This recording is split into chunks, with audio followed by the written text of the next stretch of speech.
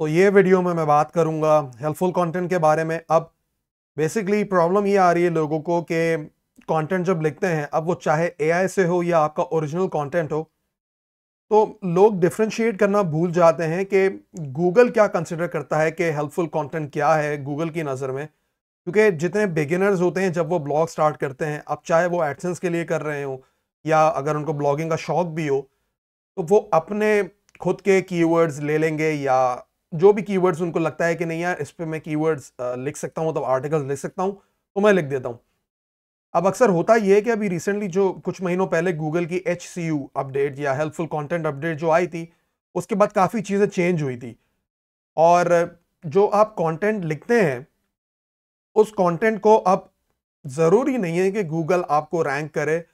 तो इसीलिए आपको डिफरेंशिएट करना बहुत ज़रूरी है कि जो आप कीवर्ड्स लेते हैं या अगर जिस पे आप कंटेंट लिख रहे हैं, तो आप एटलीस्ट वो कंटेंट लिखें जो गूगल कम से कम उसे कहीं ना कहीं हेल्पफुल कंसिडर करे। जब कोई एंड यूज़र आता है गूगल पे और वो सर्च करता है, क्वेरी लिखता है या कीवर्ड लिखता है, तो गूगल उसे एक आपकी कंटेंट को थोड़ा हेल्पफुल कंसिडर करे।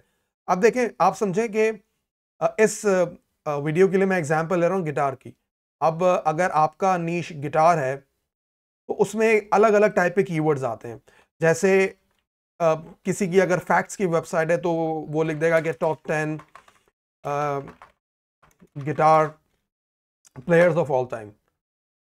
अब ये इस तरीके का कंटेंट काफी जेनेरिक होता है जिसमें टॉप 10 की लिस्ट आ जाती है। या आप अगर गिटार के बारे में है तो आपने सिर्फ एक कीवर्ड लिख दिया है कि गिटार इंफॉर्मेशन। तो इस तरीके के जो कीवर्ड्स होंगे वो बहुत ही ज्यादा जेनेरिक कीवर्ड्स होते हैं। अब मैं ये नहीं कह रहा कि वो इंफॉर्मेशनल कीवर्ड्स नहीं है, जिस तरह ये who is world number 1 guitarist है या who is technically the best guitarist ever है। तो अगर आप समझें कि आपने इस तरीके की वेबसाइट आप बनाना चाह रहे हैं, तो चांसेस कम होते हैं कि आपको गूगल एक अथॉरिटी कंसिडर करे। क्योंकि देखें, न्यू वेबसाइट जब बनती है तो उसमें वैसे भी बहुत सारे फैक्टर्स आते हैं। EEAT के एक्सपीरियंस आ जाता है, एक्सपर्टीज आ जाती है, अथॉरिटेटिवनेस आ जाती है और ट्रस्टवर्दीनेस आ जाती है। लेकिन अब आप समझें कि अगर आपने गिटार का नीश लिया है, उसमें अब आप ऐसे कीवर्ड्स लिखते हैं कि how to fix a guitar string that popped out. ये एज एन एग्जांपल मैं आपको दे रहा हूं।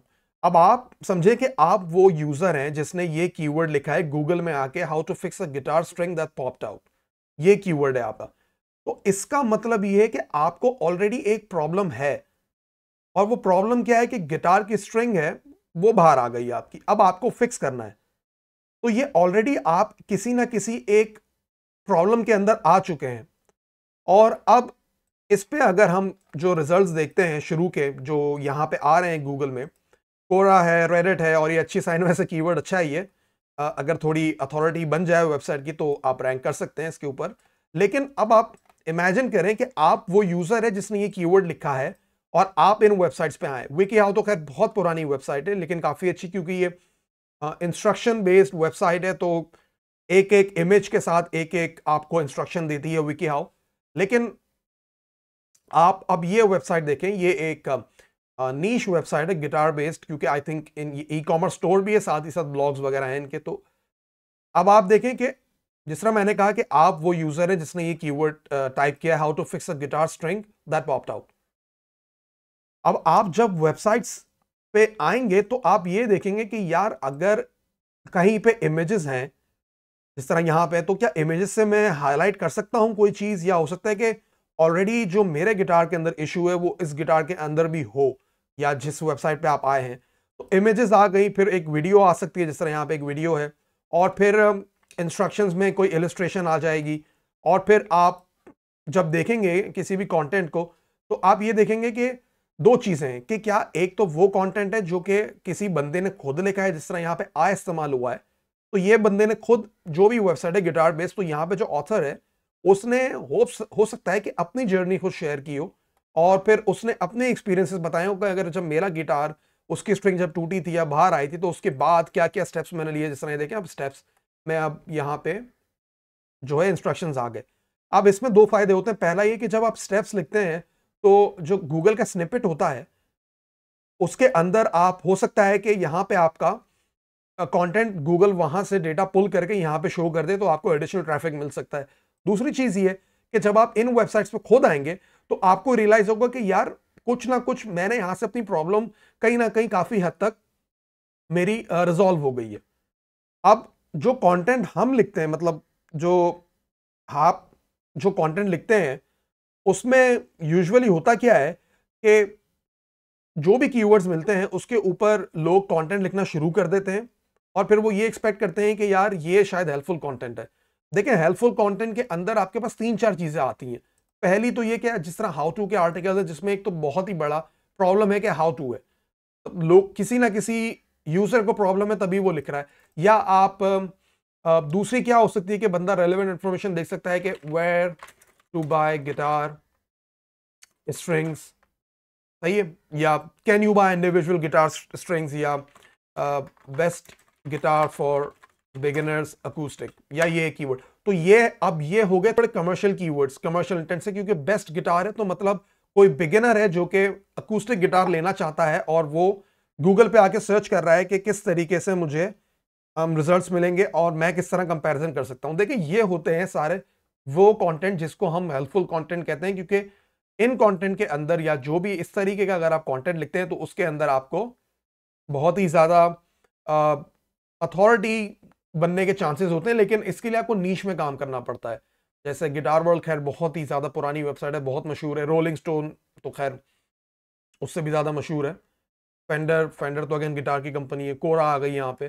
तो देखिए, असल में चाहे आप कंटेंट चैट जीपीटी से ले रहे हैं या आप एआई जनरेटेड कंटेंट लिख रहे हैं, उससे कोई इतना इशू नहीं पड़ता, प्रोवाइडेड कि आप किसी ना किसी यूजर की जो क्वेरी है उसको अगर आप रिजॉल्व कर देते हैं।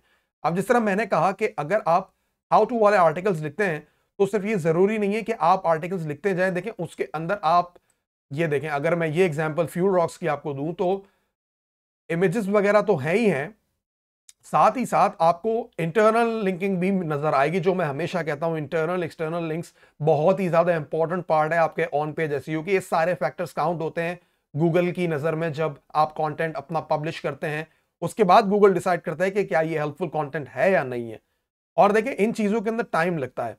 आप ये नहीं एक्सपेक्ट कर सकते कि 2-3 आपने आर्टिकल्स लिखे या 5-10 लिखे और आप एक अथॉरिटी बन जाएंगे। इस तरह नहीं होता, काफी महीने लगते हैं आपकी कैटेगरीज, स्ट्रक्चर, कंटेंट। लेकिन जिस तरह मैंने कहा कि आप कंटेंट कम से कम ऐसा लिखें जो हेल्पफुल हो।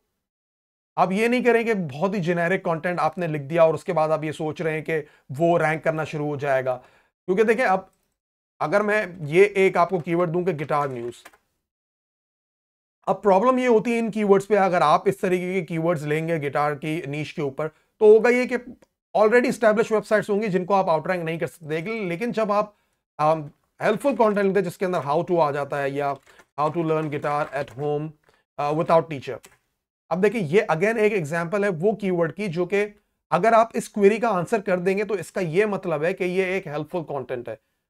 ये मैं आपको सिर्फ इसीलिए समझा रहा हूं कि बहुत सारे लोग ऐसा करते हैं कि वो बहुत ही ज्यादा बेसिक कंटेंट लिखते हैं और फिर वो ये एक्सपेक्ट करते हैं कि ट्रैफिक आ जाएगा या हम अथॉरिटी बन जाएंगे। देखिए, ये बहुत ही सिंपल सी वेबसाइट है और इसके अंदर आप देखें तो जो क्वेरी है उसका आंसर मिल रहा है लोगों को। और अब यहां पे अलग अलग, जिस तरह एक्सटर्नल लिंक्स मैं कहता हूं और इंटरनल लिंक्स, ये आपको इंटरनल लिंक्स नजर आ गए। जैज कॉर्ड, यहाँ पे ये जैज कॉर्ड्स टू मास्टर, ये भी इसी वेबसाइट का पेज है। तो अब देखें, आप जितनी भी वेबसाइट्स देखेंगे टॉप 10 में वो आपको नीश बेस्ड वेबसाइट्स मिलेंगी। यूजुअली या तो कोई बहुत पुरानी वेबसाइट होगी न्यूज की, या तो कोई ऐसी वेबसाइट होगी जिसकी ऑलरेडी अथॉरिटी बनी हुई है, या फिर रेडिट, कोरा वगैरह आपको नजर आ जाएंगी अगर गूगल के पास रेलेवेंट कंटेंट ज्यादा नहीं होगा तो। और आजकल वैसे भी यूजर जनरेटेड कंटेंट पे गूगल फोकस कर रहा है तो रेडिट वगैरह आपको नजर ही आएंगी, कोरा वगैरह। लेकिन जिस तरह मैं कहता हूं कि देखिए, न्यूज वेबसाइट्स बनाने का एडवांटेज इसीलिए नहीं होता क्योंकि आप एक अथॉरिटी कभी भी नहीं बन सकते और आप हेल्पफुल कंटेंट दे ही नहीं पाएंगे। इसीलिए मैं हमेशा कहता हूं कि आप जब भी अपना कंटेंट बनाएं तो एटलीस्ट ये कोशिश करें कि एक नीश में काम करें और हाउ टू के जो कीवर्ड्स होते हैं उन पे काम करें और ऐसा कंटेंट लिखें कि अगर आप यूजर की जगह हो और अगर आप अपना कंटेंट पढ़ें तो एटलीस्ट आपको भी लगे कि नहीं यार, कंटेंट तो मेरा ऐसा है जिससे मेरी प्रॉब्लम रिजॉल्व हो रही है। तो आप इस तरीके से हेल्पफुल कंटेंट जो होता है वो अपनी वेबसाइट में लिख सकते हैं और एक नीश बना के अपनी वेबसाइट के अंदर काम कर सकते हैं ताकि गूगल आपको over the period of time rank करना शुरू करे।